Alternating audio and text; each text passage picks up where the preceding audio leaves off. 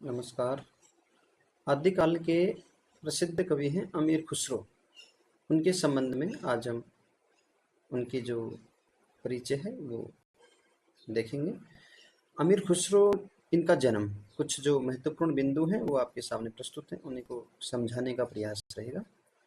खुसरो का जन्म, सबसे पहले कोई भी कवि होता है तो उसके जन्म के बारे में बात करते हैं। तो इनका जन्म एटा जिले, एटा है वो उत्तर प्रदेश में है।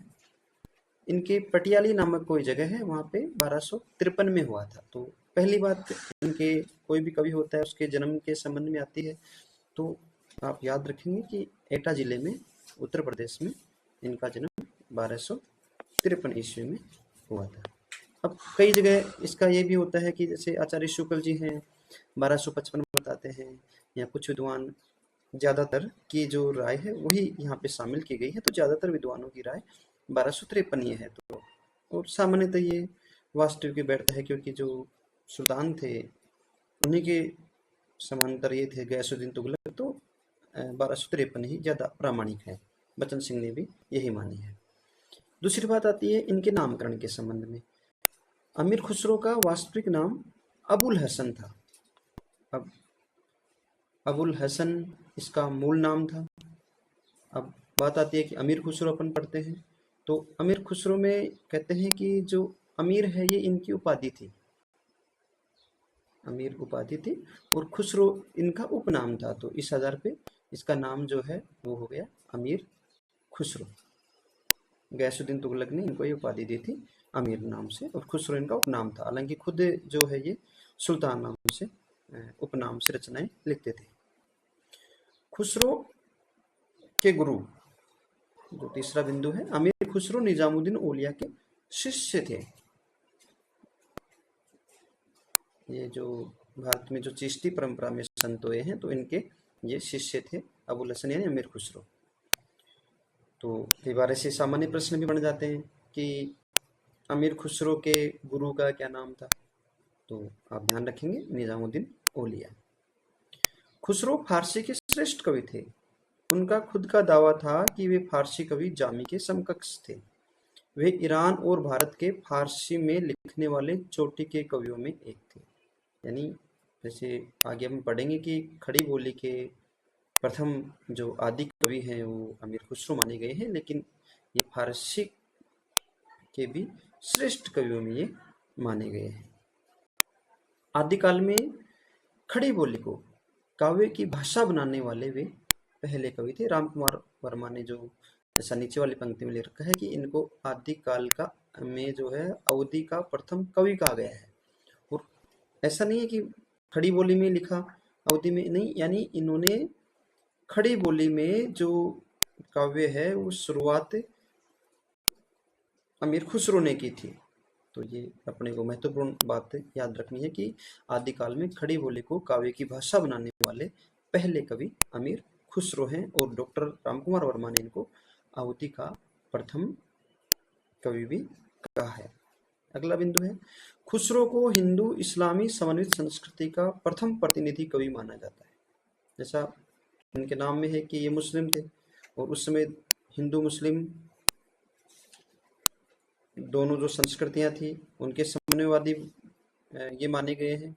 इसी प्रकार से जो इनकी भाषा है फारसी, और उसमें जो शुरुआती जो हिंदी हिंदुस्तानी थी वो वाला रूप, इन दोनों जो शुरुआती जो हिंदी का जो रेखता रूप है, तो दोनों के समन्वय का कार्य, या उस समय जो तत्कालिक परिस्थितियां थी, जैसे अलाउद्दीन खिलजी कट्टर समर्थक थे, और जो उस समय की जो परिस्थितियों के अनुसार जो भी घटनाएं जो कट्टरता से संबंधित थी, एक धर्म विशेष के प्रति आपस में जो विरोध रहा करता था, तो उनमें समन्वय का काम जो है वो अमीर खुसरो ने किया। तो इसलिए खुसरो को हिंदू इस्लामी समन्वित संस्कृति का प्रथम प्रतिनिधि कवि भी माना जाता है। अगला आता है, इन्होंने गयासुद्दीन बल्ब, ये अलग है, बलबन से लेकर अलाउद्दीन और कुतुबुद्दीन मुबारक शाह तक कई पठान बादशाहों का जमाना देखा था। और ये भी कहते हैं कि दिल्ली के सिंहासन पर 11 राजाओं का आरोहण देखा था, यानी 11 राजाओं के शासन काल तक ये रहे थे। अब कई जगह कुछ विद्वान जो है वो इनको 7 मानते हैं, कुछ 11 मानते हैं। तो हो सकता है 7 मुख्य हों और बाकी जो कम जिसमें रहे हों, तो अपना अगर प्रश्न आ जाए तो अपने 7 या 11 में से ध्यान रखना है कि इन्होंने 11 राजाओं का जो है सिंहासन काल देखा था। अब बात आती है इनके ग्रंथों की।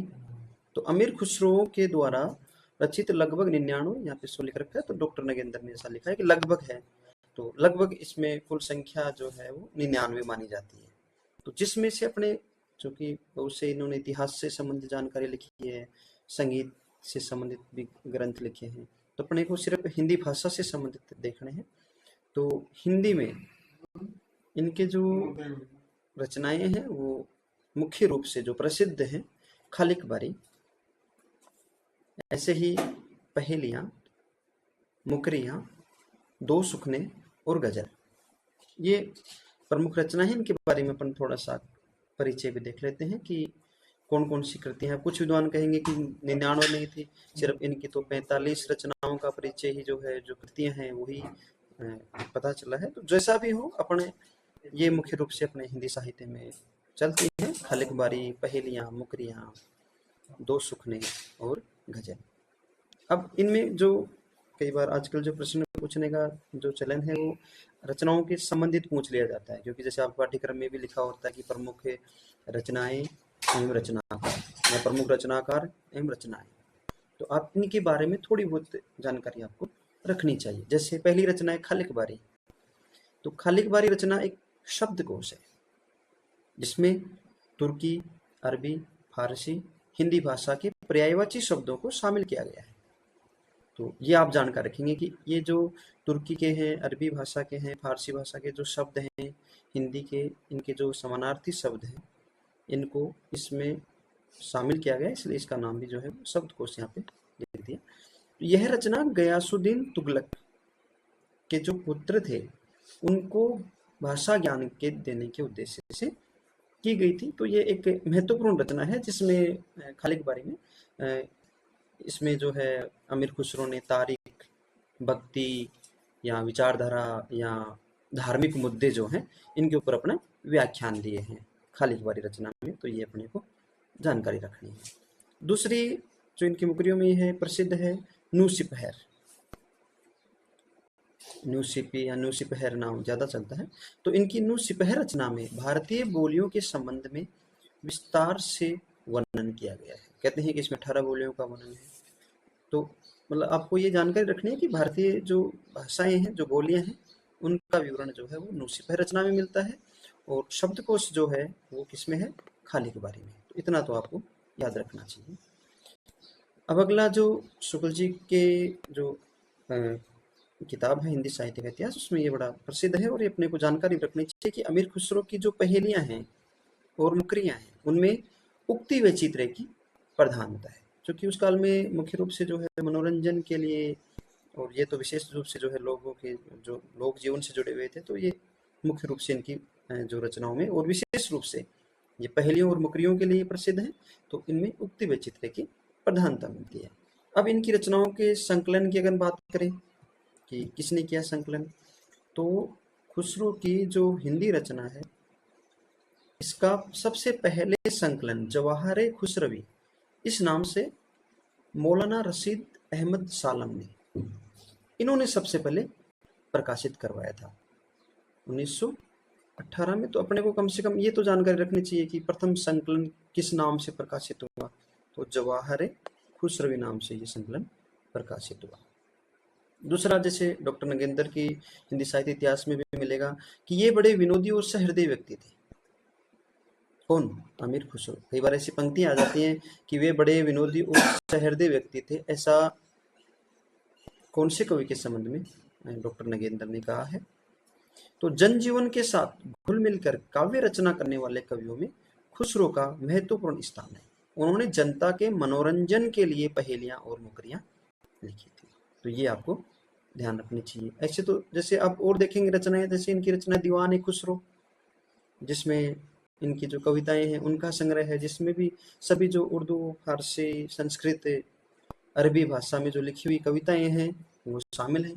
तो अच्छा इनका ग्रंथ है, लेकिन अपने को मुख्य रूप से इनका तो जो है वो जानकारी रखनी ही चाहिए। तो और दूसरी बात, ये संगीतज्ञ भी थे, साहित्य की परख भी थी, तर्कशास्त्र से संबंधित भी लिखे हैं, धर्म से संबंधित भी इन्होंने रचनाएं लिखी हैं। तो मतलब कहने का मतलब क्या, उस काल में जो सामाजिक विषय थे या सांस्कृतिक विषय या धार्मिक मुद्दे हैं, तो कभी उस काल में अगर ये लिखे थे तो उनके ऊपर निश्चित रूप से उस काल की विचारधारा का प्रभाव अपने को देखने को मिलेगा। और आज भी जो हिंदी में जो लोकगीत हैं या कोई भी जो पहेलियाँ मुकरियाँ हैं, तो मैं जरूर निश्चित रूप से जब अपन बात करते हैं तो अमीर खुसरो में सबसे पहले याद आते हैं। जैसे उनकी एक पहेली भी है कि खड़ा भी लोटा, पड़ा भी लोटा, है बैठा पर कहे हैं लोटा, खुसरो कहे समझ का टोटा। तो उत्तर भी क्या है इसका, लोटा। इस प्रकार की पहेलियाँ भी हैं। ऐसे जैसे जो बड़ी एक प्रसिद्ध है, वो परीक्षाओं में भी आती रहती है कि एक थाल मोती से भरा, सबके सर पर औंधा धरा, चारों ओर वह थाली फिरे, मोती उससे एक न गिरे। तो आकाश के लिए ये किया है। तो इस प्रकार से ऐसे जैसे ये पहेलियाँ भी बताइए एक दो, तो आपको ये याद रखनी लेनी चाहिए। एक तो यहाँ किताब में देखेंगे तो मिल जाती है सामान्यतः, कि एक थाल मोती से भरा वाली जो पहेली है। या ऐसे ही एक बड़ी प्रसिद्ध मुकरी यह है कि पड़ी थी मैं अचानक चढ़ आयो, पड़ी थी मैं अचानक चढ़ आयो, जब उतर्यो पसीनो आयो, सहम गई नहीं सकी पुकार, ए सजी सागन सॉरी ए सखी साजन ना सकी बुखार। तो ये भी इनकी प्रसिद्ध मुकरियाँ हैं। तो ऐसी काफ़ी सारी हैं जो इनकी रचनाएं हम देखेंगे तो इसमें मिल जाएंगी। तो ये मतलब पहेलियों और मुकरियों के लिए प्रसिद्ध थी। तो आचार्य शुक्ल ने इनके संबंध में साहित्य इतिहास ग्रंथ में लिखा है कि ये बड़े ही विनोदी, मिलनसार और सहृदय थे। इसी से जनता की सब बातों में बुरा योग देना चाहते थे। तो सीधा ये कथन आ जाता है कि ये कथन आचार्य शुक्ल ने किन के संबंध में कहा है, तो अपने को जानकारी रखनी चाहिए। ये कथन किन के संबंध में कहा है, अमीर खुसरो के संबंध में।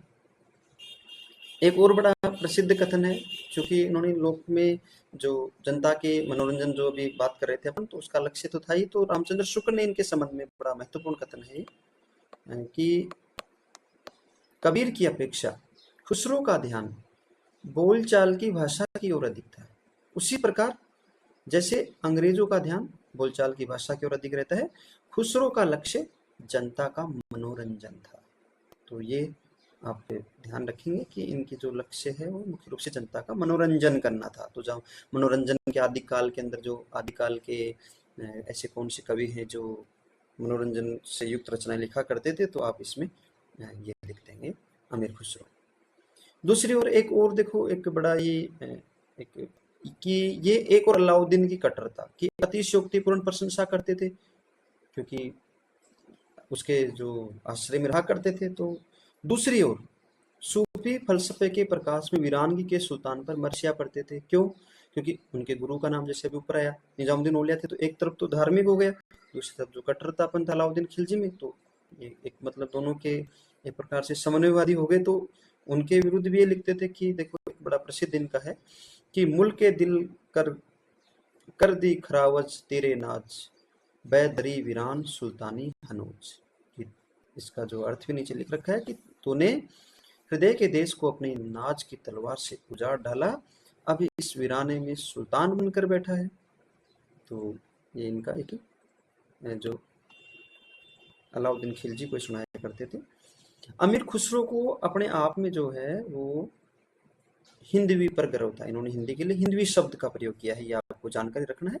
और इनका जो कथन है वो हिंदी के संबंध में ही है कि उन्होंने लिखा कि चूमन तूतीय हिंदम, अरे राष्ट्र पुरुषी, जयमन हिंदुई पुरुष तानाज कोयम, कि मैं हिंदुस्तान, इसका अर्थ है यहाँ पे नीचे कि चूमन तूतीय हिंदम। तो तूतीय हिंदम इसकी उपाधि जो है वो उनको दी गई थी कि मैं हिंदुस्तान की तूती हूँ। और राष्ट्र पुरुषी, अगर तुम वास्तव मुझसे कुछ पूछना चाहते हो, जय मन हिंदुई पुरुष, कि मुझसे कुछ पूछना चाहते हो तो आप हिंदी में पूछो, तानाज गोयम, जिसमें कि मैं कुछ अद्भुत बात आपको बता सकूं। तो ये इनके संबंध में है, क्योंकि इनको हिंदुस्तान की तूती भी कहा जाता है। कई बार आ जाता है तूती हिंद की उपाधि से किसको सम्मानित किया गया, तो आप ध्यान रखेंगे अमीर खुसरो को। इनके अलावा और जो प्रसिद्ध पंक्तियां हैं वो कौन सी हैं, तो आप इसमें देखेंगे कि प्रसिद्ध पंक्तियाँ 2-3 यहाँ पे शामिल की हैं, आपके लिए महत्वपूर्ण है। कि प्रथम है, गोरी सोवे सेज पर, मुख पर ढाले केस, चल खुसरोगर आपने रैन भई सब देश। ये कहते हैं कि ये जो इनके गुरु की जो निजामुद्दीन औलिया थे, उनकी मृत्यु के ऊपर ये भी बताते हैं कि जब ये इनकी मृत्यु हुई थी इनके गुरु की, तो जो इनके आश्रयदाता जो सुल्तान गयासुद्दीन तुगलक थे, उस समय के उनके साथ उस समय ये बंगाल में थे, अमीर खुसरो। तो जब खुसरो को अपने गुरु, आध्यात्मिक गुरु की मृत्यु का समाचार मिला, तो वे दिल्ली आए और जो भी उस समय उसके पास संपत्ति थी, उन्होंने ऐसा विवरण मिलता है कि इन्होंने पूरी संपत्ति लुटा दी उसी समय, और कपड़े फाड़ डाले और मुंह पे जो है वो कालिक मल्ली, और पीर की समाधि के पास आके, और ऐसे एक पंक्ति भी आती है कि सुभान अल्लाह आप ताबे दरजर्मी ओ खुसरो जिंदा, कि सुभान अल्लाह सूर्य पृथ्वी के नीचे छिप जाए और खुसरो जीवित रखे। और ये कहते हैं कि उस समय यही कह करके और अपने सिर पर जो सिर को कब्र पे मारा और भाई मूर्छित हो गए।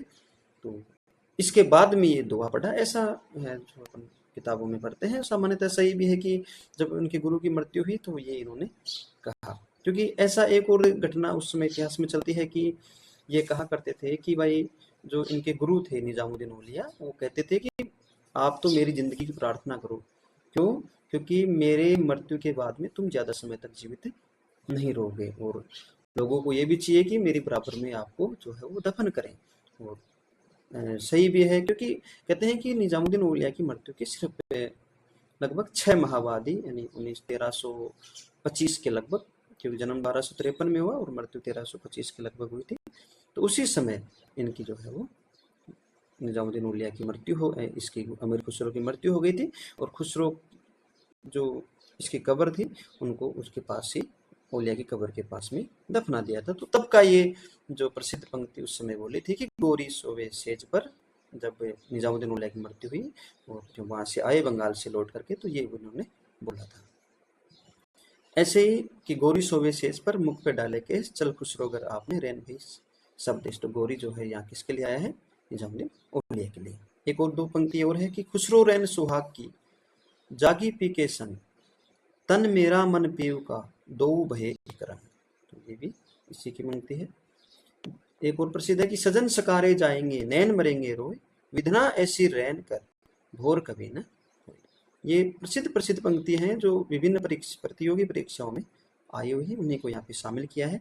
ऐसे ही इनकी एक प्रसिद्ध जो गजल है, क्योंकि ऊपर वजह से बताया, पहेलियाँ, मुकरियाँ, गजल, ढकोसले, ये सारे इन्होंने लिखे हैं। तो इनकी जो गजल है वो है, जे हाल मिसकी मकुन तगाफुल, दुराय नैना बनाए बतिया, किताब हिजरा ने दारम ए जाना, नहलियो कहे लगाए छतिया, सबान हिजरा दराज वो चो, जुल्फ फरोजे बसलत चो उम्र को तह, सखी पिया को जो न देखूं तो कैसे काटूं अंधेरी रतियां। ये इनकी आप ये लाइन या ये जो शुरुआती लाइन है, ये 2 पंक्तियां आप निश्चित रूप से याद रखेंगे। पंक्ति जो है वो परीक्षा में आ जाती है। कौन सा रूप है, ऐसा भी आ जाता है, क्योंकि इसमें जो अरबी और फारसी का जो मिश्रित रूप है, या उर्दू का प्रारंभिक रूप कह सकते हैं, जब से हिंदी की जो खड़ी बोली के बाद में हिंदुस्तानी आई थी, उसके बाद में हिंदी आई, तो तब इसके हिसाब से जो है ये रेखता रूप जो है वो चलता है। तो एक बार ऐसा प्रश्न परीक्षाओं में आया हुआ भी है। तो अब कुछ अभी अपने अमीर खुसरो के बारे में अध्ययन किया हमने, 2-4 प्रश्न जो विभिन्न प्रतियोगी परीक्षाओं में आए हुए हैं। कि जैसे पहला प्रश्न है, इसमें आप देखेंगे कि मैं हिंदुस्तान की तूती, कथन किस लेखक का है? तो हिंदुस्तान की तूती तूती हिंद, जो भी हम बात कर रहे थे, किसका है? अमीर खुसरो का ये कथन है। दूसरा प्रश्न है, अमीर खुसरो के बारे में कौन सा कथन गलत है? इसमें गलत पूछा है, अमीर खुसरो की रचनात्मक सक्रियता का काल ईसा की 13वीं-14वीं शताब्दी है। बिल्कुल, क्योंकि 1253 में जन्म हुआ और 1280 के बाद उन्होंने लिखना शुरू किया। और फारसी के विद्वान होते हुए उन्होंने हिंदी की उपेक्षा नहीं की, बिल्कुल हिंदी भी लिखा इन्होंने। खालिक बारी खुसरो की प्रसिद्ध रचनाएं, अभी बात कर रहे थे खालिक बारी, ल्यूसीफर। अमीर खुसरो प्रसिद्ध सूफी संत मोइनुद्दीन चिश्ती के शिष्य थे। ये सिर्फ प्रश्न को समझने का है कि मोइनुद्दीन चिश्ती के नहीं थे, निजामुद्दीन औलिया के थे। तो इस प्रकार से प्रश्नों को सावधानी से देखना चाहिए। तीसरा प्रश्न है, अमीर खुसरो ने मुकरियों और पहेलियों की रचना किस बोली में की है?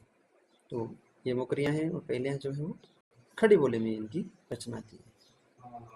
अगला प्रश्न है, जब हम बात कर रहे थे अमीर खुसरो की प्रसिद्ध रचना जेहाले मिस्की नकुन तगाफुल दुराय नैना बनाए बतिया मुख्यतः किस भाषा शैली से संबद्ध है? तो ये रेखता जो है वो रूप है भाषा का। मैं हिंदुस्तान की तूती हूँ, अगर तुम वास्तव में मुझसे जानना चाहते हो तो हिंदी में पूछो। ये कथन किसका है? अमीर खुसरो का है। अमीर खुसरो ने हिंदी के लिए कौन सा शब्द प्रयुक्त किया? तो जैसा ऊपर आया था, ऊपर वाली जो पिछले वाले प्रश्न में आया था ये वाला, कि जो भी जानना चाहते हो मुझसे किस में पूछे?